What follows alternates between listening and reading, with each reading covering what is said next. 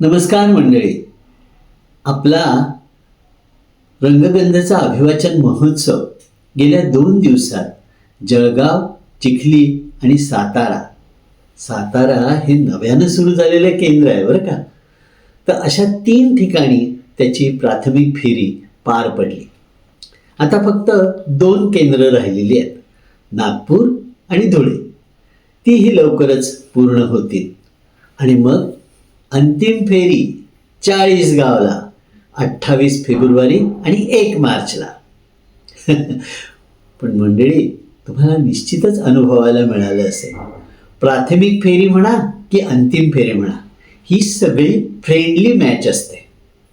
म्हणजे कसं, प्रत्येक ठिकाणी असलेले स्पर्धक संघ, परीक्षक, प्रेक्षक, आयोजक ह्या सगळ्यांचं नातं एकमेकाशी खूप मोठ्या मैत्रीचं आहे. त्याच्यामध्ये कुठेही एकमेकाशी लढाई चालू आहे असं वाटतच नाही. त्यामुळे कशी गंमत असते माहिती आहे का, आपण असं भौगोलिक सीमारेखा आखून घेत नाही.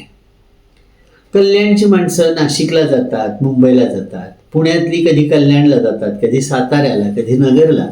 सोलापूरची माणसं थेट लातूरला जाऊन कधीतरी स्पर्धेत भाग घेतात. तर ही सगळी जी गोष्ट आहे ना, ही सगळी गोष्ट आपल्याला मान्य आहे. सगळी आपलीच माणसं आहेत हो. तेव्हा अशीच ही फ्रेंडली मॅच दुसऱ्या अर्थानं पण आहे. आपण असं फक्त हौशी कलावंत असं म्हणत नाही. आलेत व्यावसायिक तर येऊ दे ना. त्यांना सुद्धा जेव्हा सिरियल्स करतात त्यावेळेला त्यांचा आनंद, अशा तऱ्हेच्या स्पर्धेत भाग घेण्याचा आनंद, वेगळं काहीतरी सादर करण्याचा आनंद त्यांना मिळत नाही. त्यामुळे अशी मंडळी आली तर त्याच्याबद्दल फार खेद करण्याचं कारण नाही किंवा फार तक्रार करण्याचंही कारण नाही. आपण करूया, आपण आपलं सगळ्यात बेस्ट देऊया. आणि मला खात्री आहे, अहो, हौशी कलावंत कित्येकदा व्यावसायिक कलावंतांच्याही पेक्षा अधिक चांगले दर्जेदार कला पेश करतात.